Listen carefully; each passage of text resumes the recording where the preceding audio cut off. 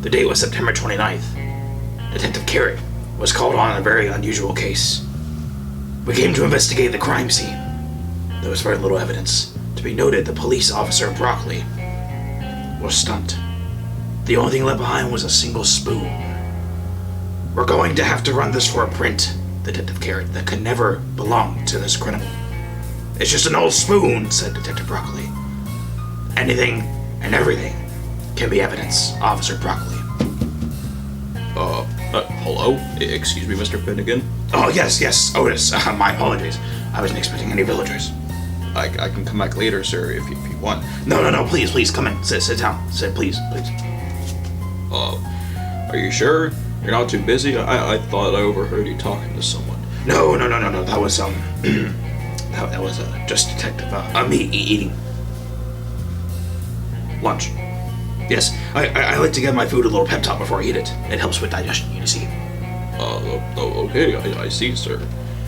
Well, if you're on your lunch break, I can leave you be. No. What seems to be the trouble? Well, there seems to be a bit of a mix-up in my last construction site. The geese are having me build an extension to their estate, and it seems some of my building supplies have gone missing. A thief? Wonderful. Begging your pardon, sir? Oh, no, nothing. What exactly happened? Well, I was working on a building, for the foundation, and turned my back on the supplies to hammer a few nails in. When I turned it around again, all my nails and a few of my planks were gone. Fascinating. Did the thief leave anything behind at the crime scene? Not that I could think of. Well, I'm not even sure if the thief could have just been somebody thinking my supplies was theirs. So there's no clues at all, then. Fascinating. Not that I could see. You could go over there and look for yourself. If you like, the mayor's right there investigating, so I'm sure he'd like to, give a hand. I think I just might do that. At long last, another case. I was starting to go crazy sitting here, alone. But I hadn't lost hope yet. I know crying never stops, and only rests for a while. But with no clues, it seems this case was shaping up to be one of the hardest cases I've ever faced. I had no suspects, no leads, no clues. Indeed, it was going to be a grueling day. Mr. Finnigan? I think I'm just going to show myself out and head on over to the geese. You can come whenever you like, I guess. Goodbye. What a doozy indeed. To the scene of the crime!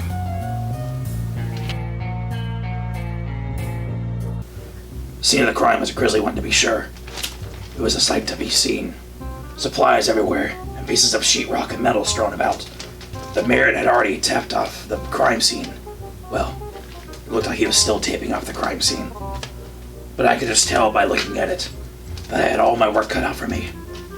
Oh, Dan, thank goodness you're here. Oh, it's just terrible. It's terrible. Just things are going missing, and the town's in chaos. What do we want to do? I have tape. What do I do with tape? I've never used tape a day in my life before. Oh, this is terrible.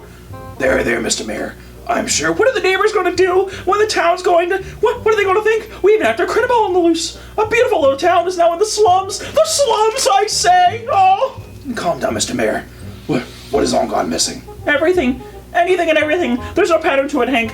It's missing some pots, some pans. Janet's missing all her school supplies. Otis just lost a whole chunk of his building equipment. Oh, this is terrible. There's a mad thief on the loose. Don't worry, Mr. Mayor. I'm sure I can find some clues. The only thing that this hoodlum left behind was his footprints when he was running away. What kind of monster does that? Footprints! Footprints, Dad! Let's take a look at it. It's no use.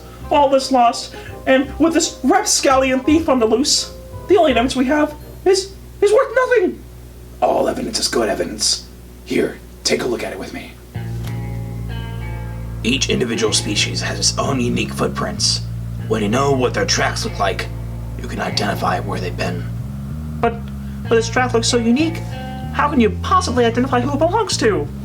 It may look unique now, but each print has a species that coincides with it. And take a look at my chart, for instance. If you look at the moose tracks, you can tell they have hooves by the two long pointed toes. Does this track look like has hooves? No, I don't think so. Now, look at the bear, fox, and lynx prints. All of them have similar makeup, because they have paw prints, and they can be defined by one padded foot and multiple toes, branching off all the way the tail part is by the shape and size and the number of toes.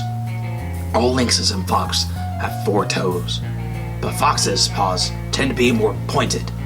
Bears, on the other hand, have the easiest paws to identify out of these 3 because of their size and their 5 toes. Well, I don't know about these tracks, Dan. They don't seem to look like any of those. That brings me to my last category, which is generally the most unique: bird tracks.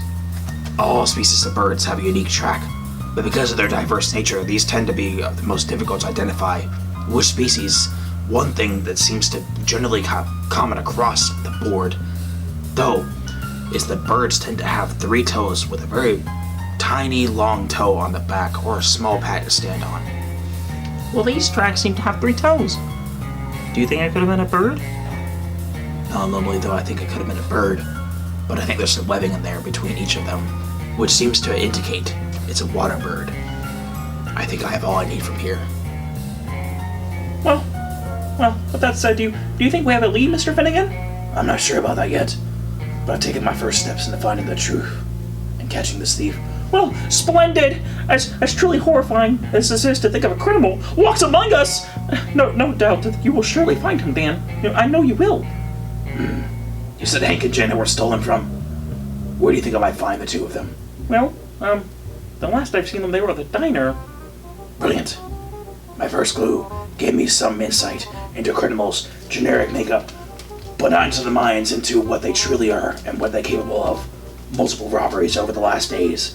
Only a true confused soul could be capable of such a crime, and I was going to get to the bottom of it. Dan? Hello? Dan? How long have you been standing there, Dan? If you're done, I think Otis would like to get back to his work, Detective Finnigan. Detective Finnigan? Time to investigate the witnesses. Oh, good dear. Well, you go on ahead and do that. I wish you the best of luck. Would you like any coffee, Janet? Can I get a chai latte with organic tea leaves? Well, I don't know about that, but I can get you some tea with some almond milk in it. That will do. Well, then I haven't... Wait, Dan! I haven't seen you in forever! How's business been going? This case was wrapping up to be a doozy. A real doozy. My witnesses were also my suspects, and my suspects were also my victims. This web of intertwining motives and alibis was going to be a tough one to untangle. Dan, the Jews owe out again. Janet, where were you the morning of September 29th? Oh, you mean this morning? I was readying my classroom and getting art supplies for today's activity. Were there any witnesses? Just Mayor Leonard. He stopped by for his weekly business check-in. I see. So you're in the clear. Would you like any coffee then, Dan? No, thanks. I didn't come for a drink today. I only came for evidence and justice. Oh, you must be looking for the missing school supplies. I turned my back for 5 minutes, and when I turned around, all my pencils and paper were gone. Interesting. Did you see anything suspicious or out of the ordinary before the event? No, this morning I was running everything just like normal. You know, that's fascinating. The same thing happened to me this morning. You see, I was prepping food for the lunch rush when I turned my back and half my pots and pans were gone. At first I thought it was my brother Walt just playing a trick on me. Does this Walter play any tricks on you often? No, not really. But he has been reading a prank and joke book recently that's got him in a rather rambunctious mood. That's it. A joke gone wrong. My brother's trick taken too far. This Walter character could have enlisted the help of one of his bird buddies to prank the town, but in doing so, he became the criminal. Dan? Dan, do you have any more questions? Maybe he's meditating. Maybe you're right. To the library. Well, off he goes. Dear, I brought you some hot chocolate. It's Melvin's recipe. Splendid! I'll have to give it a drink soon, darling. Did you know that the world's oldest joke can be traced back to 1900 BC? No, I didn't, darling. But that certainly is interesting. Walter Bearington, you're under arrest for thievery and unlawful tomfoolery. Good day, Dan. Is there anything I can help you with? Daniel Finnigan, what are you going on about?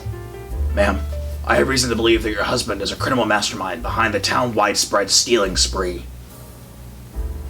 Walter? Is this true? Of course not, my dear. You've been with me all day. I suppose you're right. What? Unless the thievery took place yesterday, your hypothesis is incorrect, Mr. Finnigan. Because Walter and I have been in the library all day. But there are bird tracks at the scene of the crime. So you could have used a friend to carry out your dastardly deeds. I may be a prankster at the moment, but I would never play a joke on anyone but Hank. How can I trust you on your word? Well, Hank, Noel and I can back me up. It's true. He won't even play pranks on me. But if you're not the criminal mastermind, then who is? That I cannot help you with, unfortunately. You did say there were bird tracks at the scene of the crime. I would suggest looking to our feathered citizens. Indeed. How could I have overlooked the obvious? Birds were quite dignified and crafty species. They wouldn't need a mastermind to commit the crime at all. Like something like this, they'd be able to do it on their own. Yes, it was going to take a long night, but I was going to have to look into every feathered citizen in town, checking out every part of their background. Man, woman, child, it did not matter. Should we take him to a doctor? Oh no, he's fine. This happens from time to time. Just give him a minute. Dan, can you hear me? Good day, Bearingtons. I must take a walk. See, I told you he was fine. Well, the feet were webbed, so I can eliminate Elton. As well as any other land-based bird. Surely, the geese wouldn't have stolen from their own estate. Unless wait. Unless that's what they want you to think. Dan Finnigan? That's the name. P.I.? Yes, that's the name. What is it, you want, small child? Did you lose your parents or something? The name's Lucy. Lucy Icicle. And I have a hot tip for you. Oh, yes, you're the little girl who likes to tell stories. Well, I don't have time for one of your tall tales right now. The thief you seek may be closer than he appears. Hold on. How did you know about that? That got your attention. Listen, little girl, if you know something as a criminal investigator, I'm going to have to ask you to disclose all the information, or else. Follow me, Mr. Detective Man. I will show you what you seek. Hang on, wait, Lucy, wait, little girl. Why are the Icicle children always so cryptic?